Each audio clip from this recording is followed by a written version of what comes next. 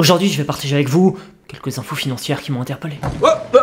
Bien évidemment, l'info croustillante du jour, c'est la première baisse de taux prononcée par la Réserve fédérale américaine ce mercredi soir. Une news qui est quasi historique dans le monde de la finance. Car, comme relaté dans ce papier, depuis le 16 mars 2022, la Fed a augmenté 11 fois le taux des Fed Funds, les portant d'une fourchette de 0,25% à 5,50%, soit le niveau le plus haut depuis 23 ans. Et ce qu'on vient de vivre depuis le 16 mars 2022, sachez que ce fut aussi le durcissement monétaire le plus long et le plus spectaculaire depuis la Grande Dépression des années 30. Autrement dit, si vous avez débuté la bourse début 2022, avec ce que vous avez traversé de quasi historique, considérez aujourd'hui que vous êtes devenu un homme. Demande à mes potes si je suis puceau, tu vas voir les réponses que tu vas te prendre. Ah, quant aux petits nouveaux qui débutent la bourse depuis peu, sachez juste que vous arrivez à un moment qui, sur le plan théorique du moins, est propice à l'investissement. La raison est simple, pour calculer le potentiel d'une action. Les investisseurs utilisent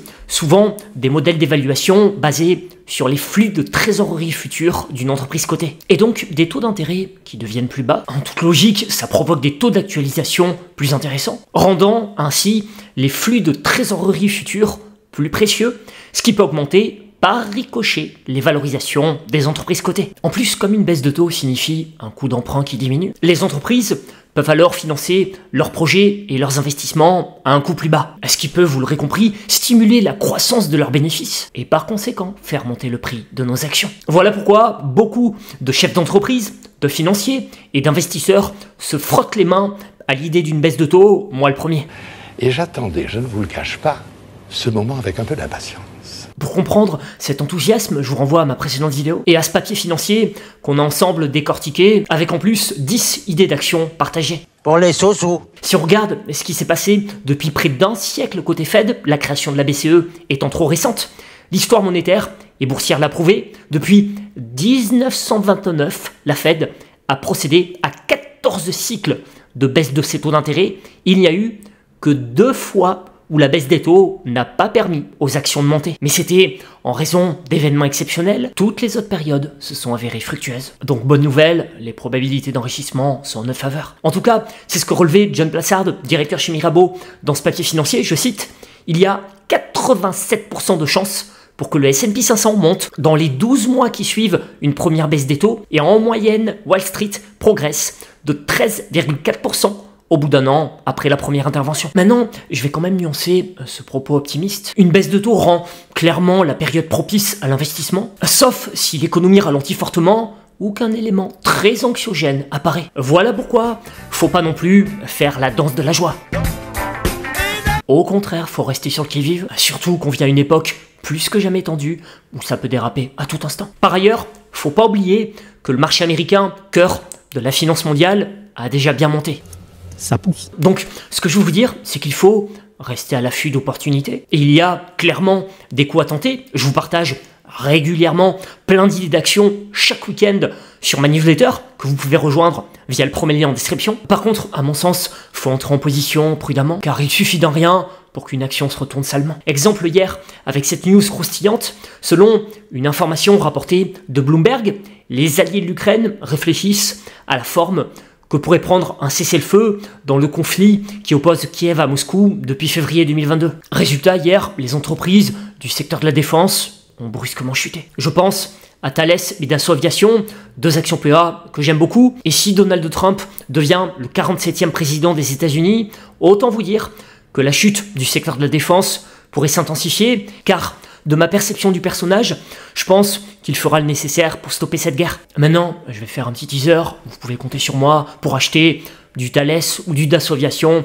si grosse baisse il y avait. 2 actions PA autrefois que je possédais, que j'ai vendues histoire de sécuriser une copieuse PV et que je racheterai à nouveau avec plaisir, puisque avoir un peu d'armement en portefeuille, c'est toujours bien. J'ai exactement le même raisonnement avec les actions du secteur pétrolier. D'ailleurs, en ce moment, je dois dire que l'action PA Morel et Prom suscite mon vif intérêt. Hier, ce fut une des plus fortes baisses du SBF 120. Pour l'instant, je touche avec les yeux, mais si la baisse s'intensifiait, un peu comme dans ma vidéo réaction au coup d'état gabonais, je pourrais déclencher un petit achat. En parlant d'achat, pour info, le fonds Sony Manager semble partager mon attrait pour le dossier Morel. Je cite, l'extrait de son interview paru le 27 août dernier, le questionnant notamment sur ses derniers mouvements de portefeuille, ce à quoi il répond « Nous avons renforcé Morel, dossier décoté et bien managé ». Info plutôt croustillante, vous en conviendrez, car ce New Manager, c'est un fonds qui surperforme sa catégorie sur 5 ans avec une hausse de plus de 60%,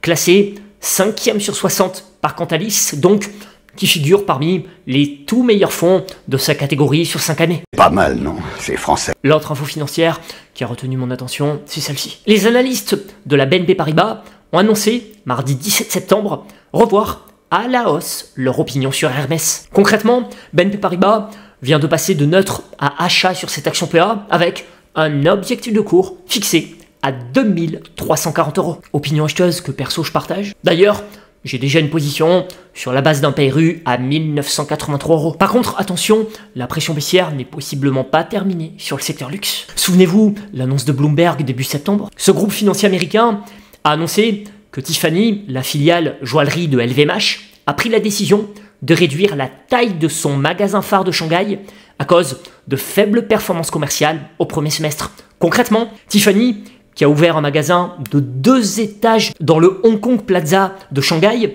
lors d'une cérémonie très médiatisée à la fin de 2019, a carrément décidé d'abandonner environ la moitié de l'espace commercial. Et en plus, ce qui n'aide pas, c'est ce fameux phénomène de luxury shame en Chine, dont je vous avais parlé il y a déjà 2 mois dans cette vidéo dédiée, où concrètement, les signes ostentatoires de richesse sont mal vus par le parti politique chinois. Exemple, ce riche chinois, star des réseaux sociaux, avait pour habitude, jusqu'à il y a peu, d'afficher à sa communauté son mode de vie luxueux. Je ne sors jamais avec des vêtements et des bijoux coûtant moins de 1,4 million de $. Ça, c'est une phrase dont il se targuait. Bon bah ça, typiquement, c'est un comportement que les autorités chinoises ont décidé de sanctionner. Ce qui n'aide pas, vous en conviendrez, à dynamiser l'industrie du luxe. D'où l'importance de mettre en place une stratégie d'entrée fractionnée lorsqu'on est en phase de construction de position sur le secteur luxe. Et une fois qu'on est positionné, il est impératif de savoir faire preuve de patience et de résilience. Je vous renvoie à cette citation de Warren Buffett.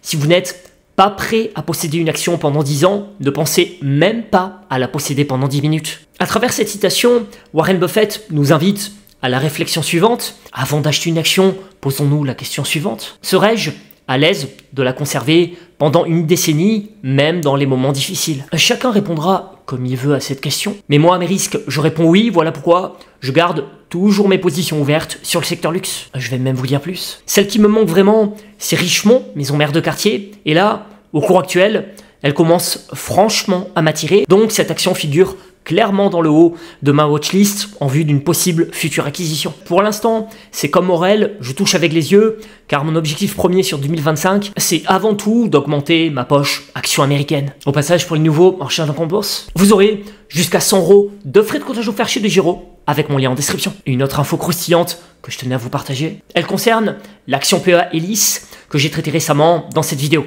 Berenberg s'est exprimé mardi sur la valeur avec des mots assez bullish. Apparemment, je vous laisse apprécier le titre, il juge Elis beaucoup trop bon marché. Du coup, il en a profité pour renouveler sa recommandation acheteuse et son objectif de cours à 26 €. Dans une note de recherche, l'analyste rappelle que le cours de bourse d'Elis s'est replié de 17% depuis le 5 septembre et l'apparition des premières informations évoquant un potentiel rachat de l'American Investis. Si nous ne sommes pas surpris par la réaction défavorable ayant affecté le titre, nous pensons que l'ampleur de cette baisse est exagérée. Ça, ce sont ses mots. Se disant rassuré par la volonté manifeste de l'équipe de direction d'Elis de maintenir une approche financière disciplinée, Berenberg juge que le titre reste sous-valorisé et qu'il rebondira une fois que la situation se sera éclaircie, qu'une acquisition soit finalisée ou non. Après, bien sûr, ça ne reste qu'une opinion, rien gage de vérité. Pour conclure la vidéo, je dirais juste que la période s'annonce intéressante. Pour les raisons